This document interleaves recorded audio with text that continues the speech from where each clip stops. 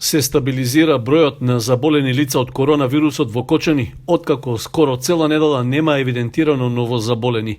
Според извештајот од Министерството за здравство, во целиот источен регион во изминатото деноноќие не е евидентиран ниту еден нов случај на заразен од COVID-19, така што состојбата постепено се смирува. Во изминатиот период, на подрачјето што го покрива Центарот за јавно здравје од Кочани, имаше 28 заболени од коронавирус, а од нив 15 се веќе излекувани. Од ресорното министерство информираа дека во изминатите 24 часа биле направени 314 тестирања, при што потврдени се 20 нови случаи, и тоа во Скопје 11, во Велес 3, по 2 во Кавадарци и Гостивар и едно лице во Куманово. Владата информираше дека на последната седница донела одлука за ограничување на движењето на граѓаните на територијата на целата држава за време на првомајските празници. На 1, 2 и 3 мај, односно в петок, сабота и недела, забраната за движење во целата држава ќе почнува во 14 часот, а ќе трае до 5 часот наутро следниот ден. За лицата над 67 годишна возраст, в петок, сабота и недела ќе биде дозволено движење од 5 до 11 часот наутро. Сите деца и млади лица до 18 години пак во трите дена ќе можат да излегуваат од 12 до 14 часот. На сила остануваат сите други мерки за заштита од COVID-19, што претходно ги донесе владата. Општина Кочани ги почна активностите за асфалтирање на дел од планираните 11 улици во рамки на проектот за подобрување на општинските услуги. Во Тракање веќе се асфалтирани улиците Борис Ефтимов, како и третиот крак од Маршал Тито. Во Ризари пак се асфалтира улицата Асном, а работите ќе продолжат на 2 крака од Раде Кратовче. Градежните работи ги изведува фирмата Ленди Груп, која е избрана согласно критериумите и процедурите на Светска банка. Со одобрените средства од Меѓународната банка за обнова и развој, преку компонентата општински инвестиции, ќе се асфалтираат и улиците Кирил и Методиј, Скопска 560, Стефка Тасева, Петар Синадинов и Искра во Кочани. На дел од нив ќе се гради и атмосферска канализација, потпорни ѕидови и тротоари. Од вкупно 11-те, 6 улици се во градот, а 5 во населените места. Во меѓувреме почна и асфалтирањето на локалниот патен правец од Кочани до Мојанци, поради што во 6-часовен прекин беше сообраќајот на делницата од преминот преку железничката пруга до селото Подлог, до мостот на влезот во Подлог.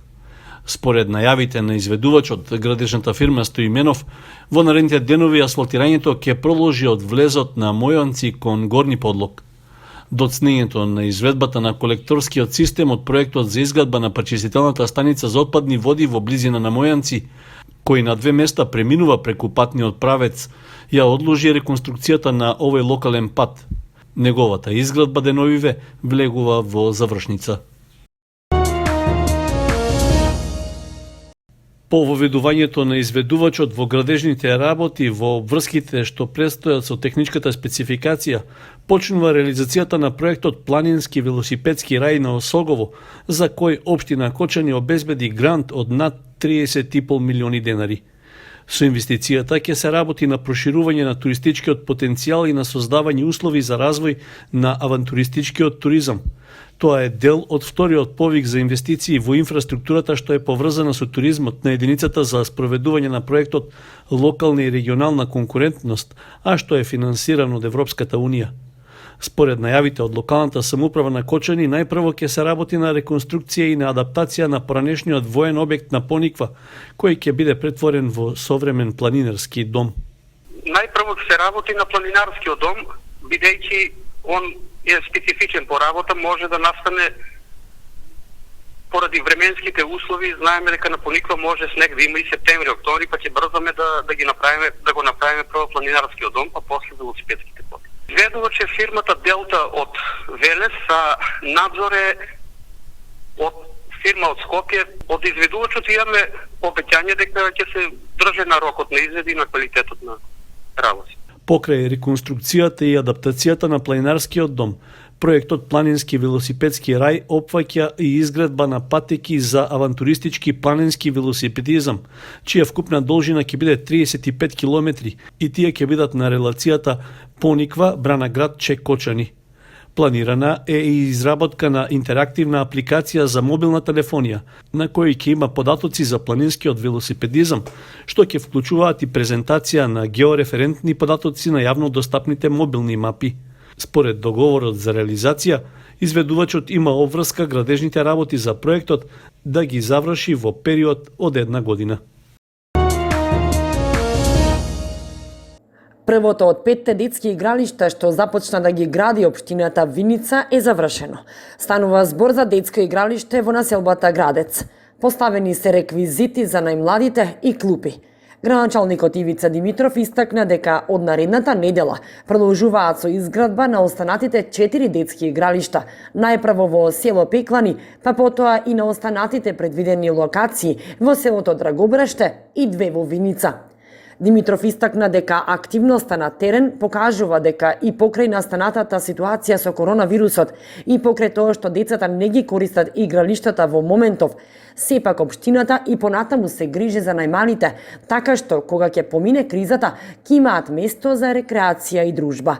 Градоначалникот Димитров истакна дека покрај изградбата на нови, во тек е реконструкција на старите игралишта и јавното комунално претпријатие Солидарност ги поправа детските реквизити на постоечките игралишта во општината и населените места.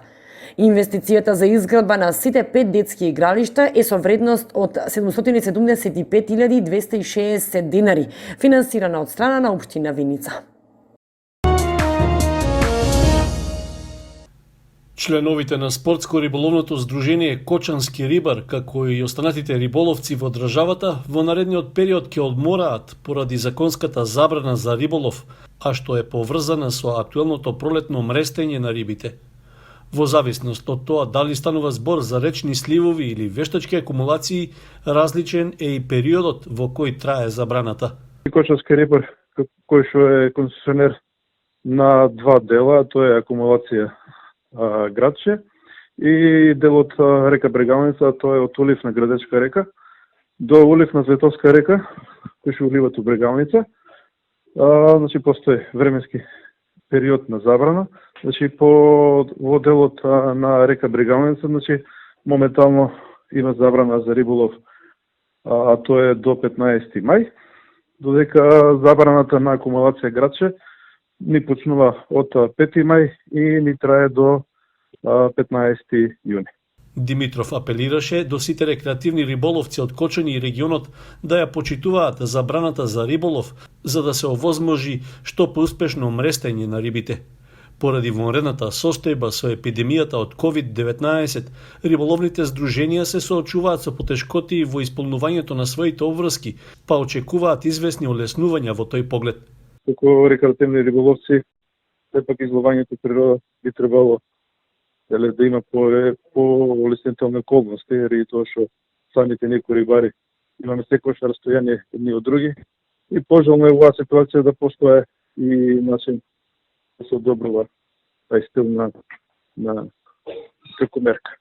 Во врска со актуелната забрана за риболов, Димитров истакна дека ќе се прават редовни контроли на акумулацијата Градче и потечението на Брегалница за делот за кој Кочанското риболовно здружение има концесија. Сите оние кои ќе ја прекрашуваат забраната ќе бидат предупредувани за мерката, со цел да се избегнат законски санкции. Иако екскурзиите на учениците од трета година беа одложени на 25 февруари со почетокот на вонредната состојба во државата, сепак не се знаеше за кога ќе бидат одложени. Сега веќе се знае дека тие се одложени за во септември, но исто доколку не продолжи втор бран на заразени од коронавирус и доколку нема поголем пик на болеста на есен како што се најавува. Директорите на кочанските училишта велат дека работат согласно препораките од Министерството за образование и наука. Релацијата беше токму најпогодената држава од Европа, Италија, на релација Венеција, Рим, Фиренца. Истата е одложена за месец септември Изведувачата туристичката агенција Дипломатик од Скопје веќе е избрана по пат на јавен оглас. Сите процедури се запазени поради настанатата пандемија од коронавирусот. Побаравме мислење од МОН, Биро за развој на образование и општина Кочани, истата да биде поместена во месец септември, доколку се смири целата оваа ситуација со пандемијата, и истата е одложена за во месец септември. Некаде кај втората декада од месец септември. Екскурзијата согласно условите кои што се дефинирани и од страна на МОН и од општите услови кои што се случија во врска со коронавирусот. Екскурзијата е одложена во септември со нагласок дека доколку е возможно да биде изведена. Понудите се добиени од страна на економските оператори, но без отворање на истите. Значи, комисијата едногласно донесе заклучок да истите бидат приначени за септември, така да состојбата не е статус кво. Што се однесува за матурантите и нивните сликања за табло, директорот Савев истакна дека тоа кај нив е завршено од пред почетокот на состојбата, а во гимназијата во тек е избор на фотостудио. Поради тоа што веќе мерките за карантинско движење се олабавуваат. Како се одлабувуваат мерките, така комуникацијата повторно ќе биде обновена со учениците, ќе направиме соодветен оглас, ќе бидат поканети сите оние студија кои што се бавтат со фотографија и ќе го избереме најефтиниот и најдобрите. Матурантите се сите сликани, завршено е тоа буквално пред истекот на редовната настава што беше, така да мислам дека тоа е како процес завршено. Очекуваме да се изработи табло и да биде јавно истакнато. Инаку се уште нема договор околу целосно одложување на полагањето матура и околу завршување на учебната година. Тоа ќе се одлучува по првомајските празници. Финансиската криза настаната со коронавирусот се чувствува скоро кај сите фирми, институции, приватни и јавни предпријатија, но тоа не е случај кај пчеларите. Тие велат дека вирусот ги натера граѓаните да размислуваат за зголемување на имунитетот, па пчеларите имаат зголемена побарувачка на мед овие месеци.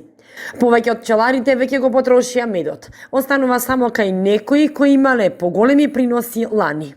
Моментално медот се троши повеќе одешто од порано, затоа што народот е уплашен од коронавирусот со право и повеќе конзумира мед, така да кај нас нема некој влијание коронавирусот.